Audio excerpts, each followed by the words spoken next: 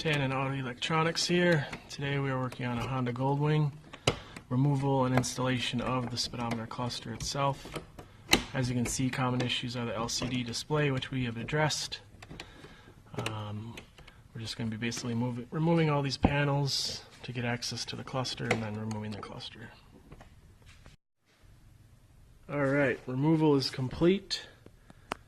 Once you get to this point, there's 4 screws holding the cluster in. You unscrew the speedo cable and then unplug the connectors here. Prior to that, you have to remove the mirrors, which is in this general area. There's also an adjuster here that you may need to remove for the windscreen. You'll have to remove this knob for the, I believe this is the air suspension setting, if I'm not mistaken. You can remove this turn signal here to get access to the vents that you have to remove back here. There's 4 tabs, 2 on the bottom, 2 on the top, and then the vents will pop out. We had to remove the windscreen because it's like there was some type of glue or adhesive that held the plastic trim on. This trim, just like this, sits under the rubber gasket here. But once you get all these items off and the vents off, this trim panel will pop out of here. You just have to watch this piece because the trim is underneath it there. And then there's some other pieces over here on the left and right that the trim kind of goes underneath, so it don't break anything that way. But then this just pops off and then you have access to the cluster. So not that bad, not that many parts you need to remove. Just keep everything together, all the screws and everything.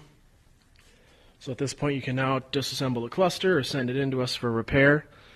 The next portion of the video will show the repair complete and all the functions working on the screen. And here we have our completed cluster LCD replacement. You can see the radio display is up there.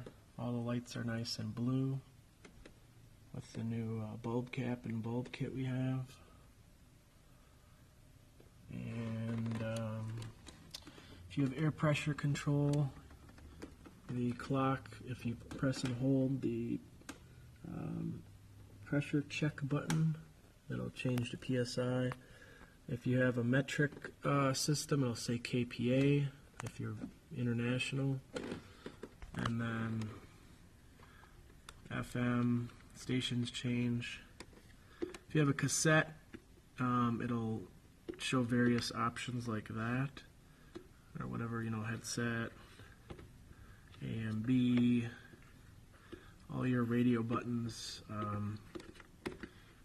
will do something on the screen usually. So cassette radio, if you turn the radio off, the display goes off, and that about sums it up. So this can be done if you want to replace the screen yourself, or you can send it in and we'll replace it for you. And this has a lifetime warranty, and Tanin Auto is the only place you can get this LCD. So find us on the internet, phone, instant messaging, social media, all that stuff. So thanks for watching. Take care.